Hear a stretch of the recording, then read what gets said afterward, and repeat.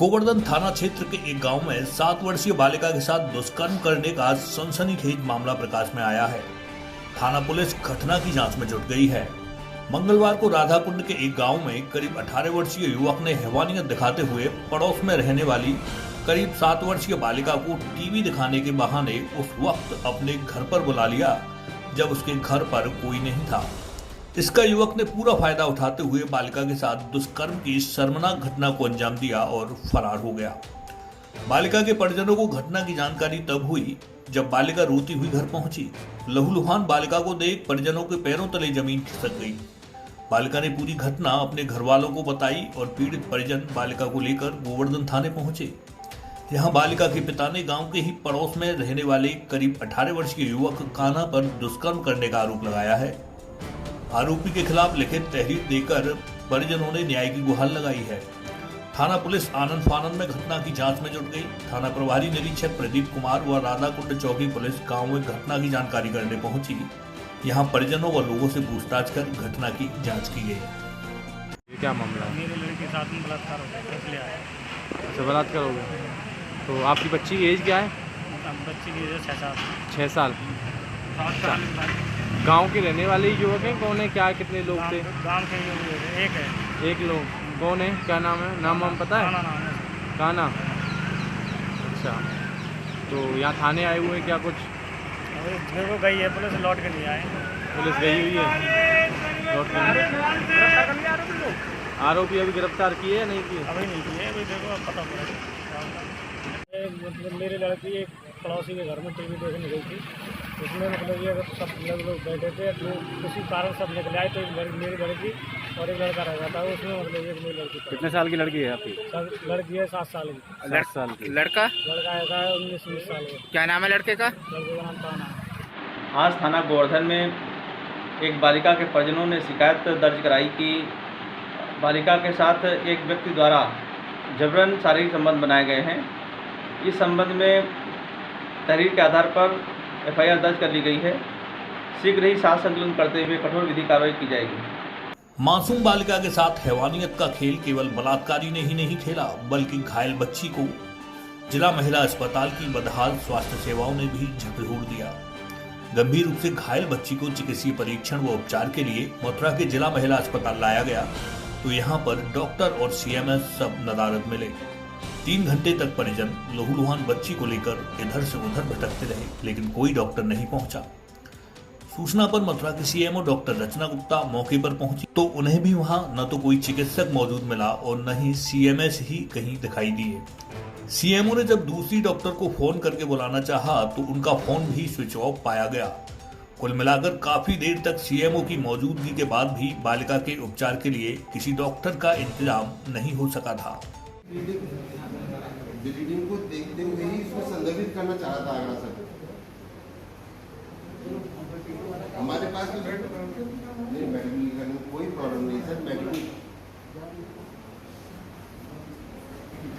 हम मैडम व्यवस्था कर रहे हैं सर। नहीं, संवेदनशीलता ये सर। सीएमओ मैम भी आई हुई है सर। हाँ, मैडम आई हुई है। नहीं मैं तो सर थोड़ा सा खाना खाने में चला गया था घर से। जी सर एक्टिव ब्लीडिंग हो रही है। ब्लीडिंग बहुत हो रही है सर, उसका क्लियर है। एक वो और उसके लिए एक्सपर्ट पैथोलॉजिस्ट चाहिए सर। अरे आगरा क्यों? भाई की लड़की है और एक कान्हा नाम का लड़का है। उसने क्या है बच्चे के साथ में दरिंदगी की है। अब सर हमने एफआईआर दर्ज करा दी है। एफआईआर करने के बाद में हमको यहाँ रेफ़र कर दिया गया है आगरा मथुरा के लिए। अब ये कभी तो बोलते हैं कि आगरा जाना पड़ेगा, कभी कह रहे हैं कि यहीं पे हो जाएगा। अभी सर कुछ पता नहीं चल रहा है। लड़की की सर हालत गंभीर है। क्या घटना हुई है? ये घटना हमारे भाई की लड़की है और टीवी वहाँ खेल रही थी तो उसको टीवी के बहाने ले गया था और उसका नाम कान्हा है। श्याम का लड़का है, पड़ोसी है, साथ ही सामी घर है उसमें। और उसने दरिंदगी की बच्चा से हमारे से। अब हम यहाँ मथुरा लेके आए हैं। यहाँ पे डॉक्टर साहब नहीं है यहाँ पे और बड़ा टाइम हो गया। हमको कोई रिपोर्ट नहीं आ रहा है, ना कोई बच्चा को दिख रही है यहाँ। कुछ भी नहीं परेशानी आ रही है। और कभी कुछ कहते हैं, कभी कुछ कह रहे हैं, कभी क्या घंटे हो गए हॉस्पिटल में खड़े हुए बात करने 3 घंटे हो गए। महिला अस्पताल में आज एक मेडिकल का केस आया है और यहाँ पर डॉक्टर शोभावती की ड्यूटी है और चूंकि वो अनुपस्थित हैं इस वजह से मुझे देखने आना पड़ा कि किस कारण से बालिका का मेडिकल नहीं हो पा रहा है। यहाँ आकर पता लगा कि डॉक्टर शोभावती अनुपस्थित हैं, जबकि सुबह भी मैंने यहाँ विजिट किया था। मुझे तब सुबह नहीं बताया गया कि डॉक्टर शोभावती अनुपस्थित हैं। सुबह सीएमएस जो प्रमुख अधीक्षक हैं उन्होंने भी नहीं बताया कि आज शाम को डॉक्टर शोभावती अनुपस्थित रहेंगी और जबकि इसके पहले भी 20 तारीख को यह प्रकरण हो के चुका था। उक्त दिवस भी महिला डॉक्टर अनुपस्थित मिली थी।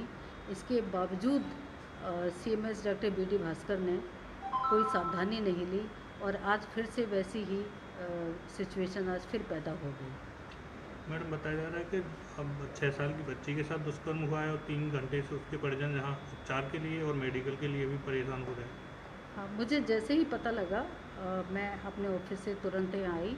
यहाँ आकर मुझे पता लगा कि कोई डॉक्टर शोभावती अनुपस्थित हैं। इस वजह से फिर मुझे किसी दूसरी महिला चिकित्सक का प्रबंध करने के लिए इधर आना पड़ा है और इलाज के लिए दूसरी महिला डॉक्टर को बुलाया जा रहा है। मैडम, ये कोई नया मामला नहीं है। आप पहले भी यहाँ कई बार निरीक्षण में आई हैं, तो एसएनसीयू में जहाँ आप इस समय आप बैठेंगी वहाँ भी कई डॉक्टर अनुपस्थित मिले और भी कई डॉक्टर अनुपस्थित मिले।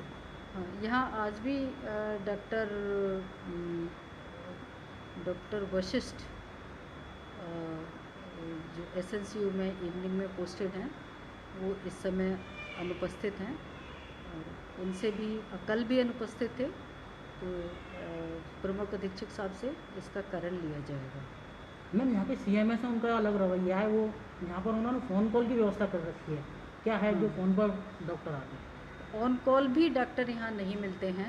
अब कॉल किया जा रहा है। सुबह डॉक्टर कल्पना तोमर की ड्यूटी थी और 10:30 से 11 बजे के बीच में भी उपस्थित नहीं दिखी थी। मैं यहाँ रही थी और इस दौरान वो उपस्थित नहीं थी और इस समय भी महिला डॉक्टर उपस्थित नहीं है, ना बाल रोग उपस्थित हैं। तो यहाँ का रवैया मुझे काफ़ी निराशाजनक लगा है और इस बारे में एक्शन लिया जाएगा। सीएमएस खुद मौजूद नहीं रहते हैं, क्या प्रक्रिया? सीएमएस का भी टाइम ऑफिस टाइम बताते हैं, मेरा 10 से 5 का टाइम है, लेकिन वो स्वयं भी उपस्थित नहीं है।